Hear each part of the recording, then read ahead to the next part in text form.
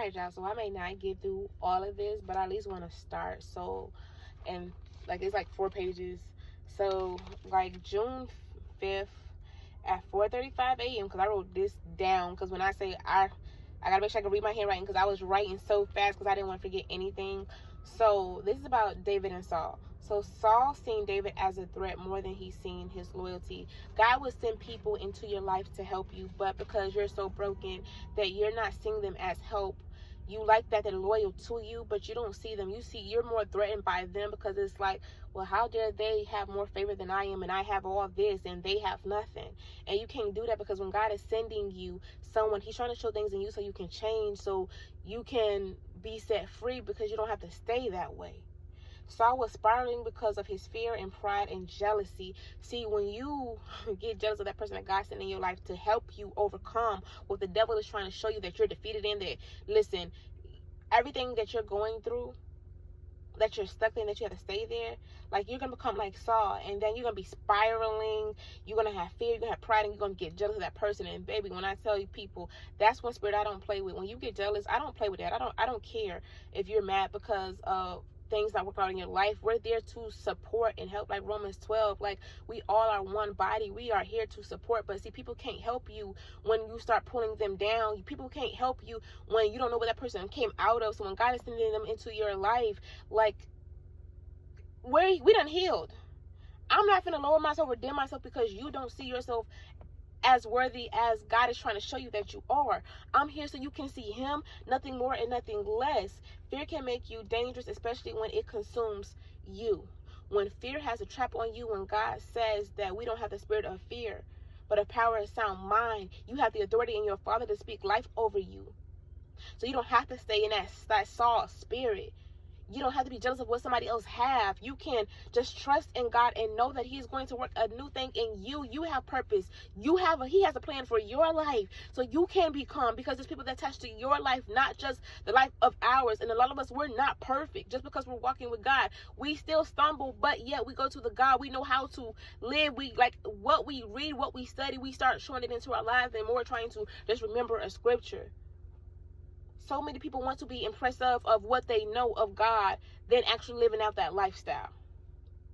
So ask yourself, what is controlling you in this season from actually surrendering to God? What is controlling you to actually say, you know what, I want to let go of this and I want to trust God more than ever. I want to walk with God boldly, and I'm not going to let my situation, my trauma, my pain keep me down. I'm not going to let fear, because I know what the words say. When you don't know what the words say, you lack knowledge. You don't know how to fight when things come your way. When people start telling you, well, you're not nothing, you can't have a job. No. People start treating you until you don't know. No, I'm putting on the armor of God.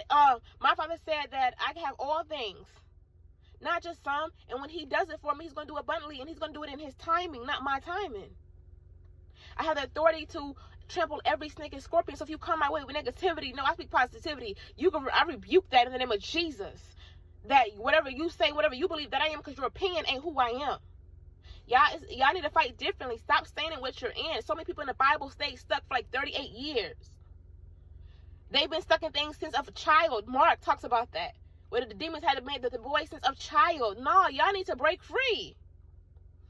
So Saul was not ready to surrender and accept that David was a better king than he was, and because of his fear, it consumed him in ways he forgot all about what David had done and seen him as the enemy and couldn't trust anyone, not even his own son.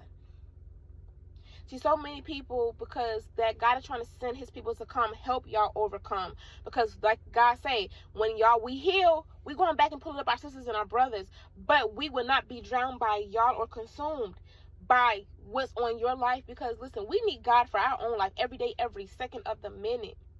Don't be like Saul to the point where you're letting fear, the jealousy, everything consume you, the hate, the rage. Like, man, like you really jealousy. Because that person came in your life to help you.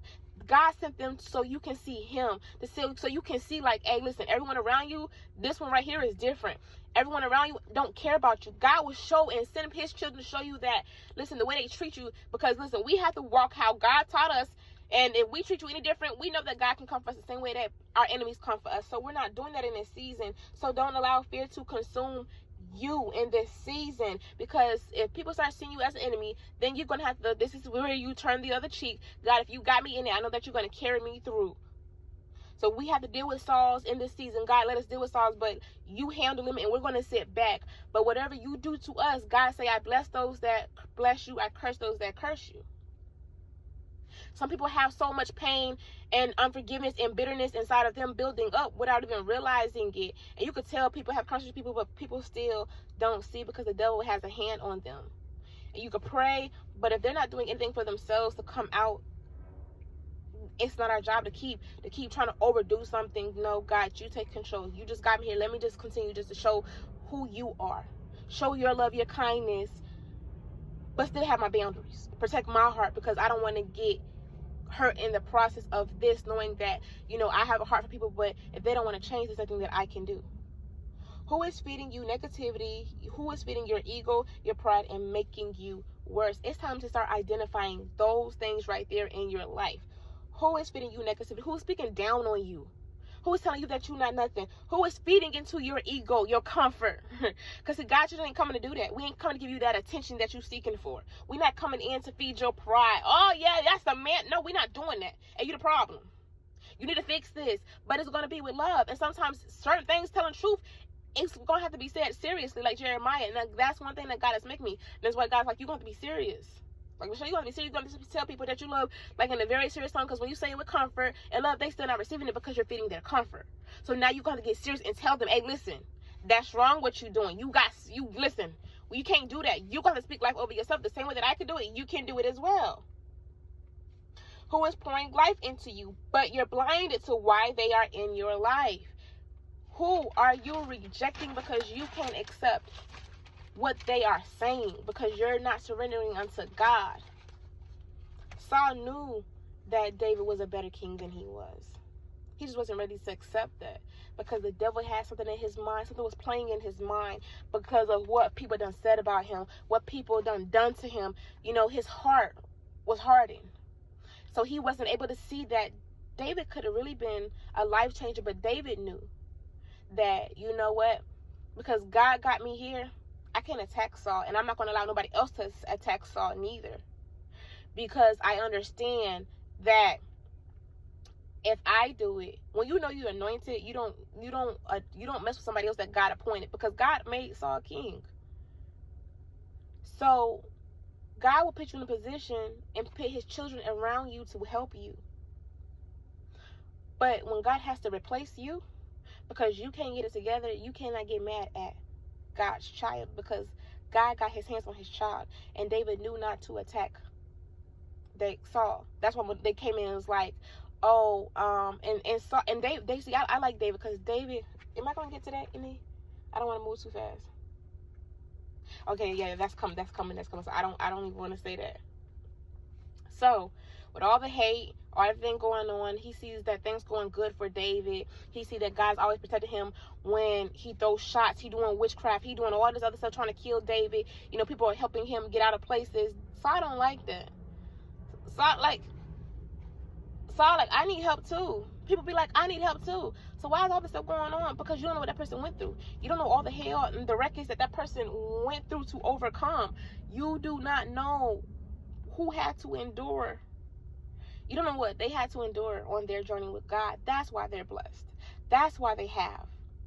That's why God is with them, because they stayed, they didn't give up. Some of y'all are giving up on the journey. Some of y'all are giving up, and y'all just stand on the principle. Oh yeah, we're gonna be blessed. Like, we got things like this. This is going up because we know the principle. Y'all run and cry out to God, but that's about it. Y'all don't do anything else. So you can't get mad about somebody who's truly getting blessed with nothing. You can't get mad about it, because baby, we realize that there's nothing in this world that God can't give us. So when you focus truly on God and give up your life for God, you're safe. Son of Man had no place to lay his head. So why would I worry about anything else? If God gonna take care of the lilies, why won't he take care of you? So when God got you in something, dealing with someone with the spirit of Saul, you just continue to show love.